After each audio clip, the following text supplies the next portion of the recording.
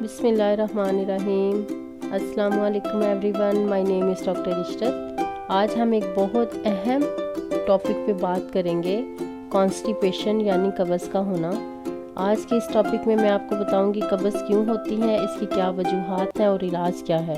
जब हम खुराक खाते हैं तो वो खुराक मैदे में जाती है, मैदे से फिर छोटी आंत में जाती है, वहाँ पे खुराक ब्रेक डाउन होती है तो इसमें मौजूद पानी और बाकी मादे जैसे कि carbohydrates, fats, protein, vitamin absorb होना शुरू हो जाते हैं। फिर बड़ी आंत में जाकर पानी और नमकियात अब्जॉर्ब होना शुरू हो जाते हैं। जैसे जैसे खुराक बड़ी आंत में आगे जाती है तो पानी अब्जॉर्ब होने की वजह से ग्रेजुअली ड्राई हो जाती है और जब ये बड़ी आंत के आखिरी हिस्से जिसे सिग्माइड कॉलन कहते हैं वहाँ से रेक्टम में पहुँच जाती है तो हमें डिज़ायर होती है। Stool is present and ready to pass. ये एक नॉर्मल मूवमेंट है, एक दफ़ा या दिन में 2 दफ़ा स्टूल पास करना नॉर्मल है। लेकिन अगर किसी को हफ्ते में 3 दफ़ा से कम पखाना आए या जोर लगाना पड़े तो इसे हम कॉन्स्टिपेशन या कब्ज़ कहते हैं। कॉन्स्टिपेशन की कॉजेज़ क्या हैं, कब्ज़ की वजूहात क्या हैं। कब्ज़ कोई बीमारी की वजह से नहीं होती बल्कि ये हमारे गलत खाने से या गलत लिविंग स्टाइल से होती है। अगर हमारी खुराक में फाइबर इंटेक कम हो तो कब्ज़ हो जाती है।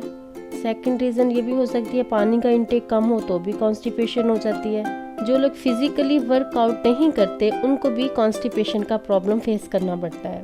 अब इसके ट्रीटमेंट पे बात करेंगे।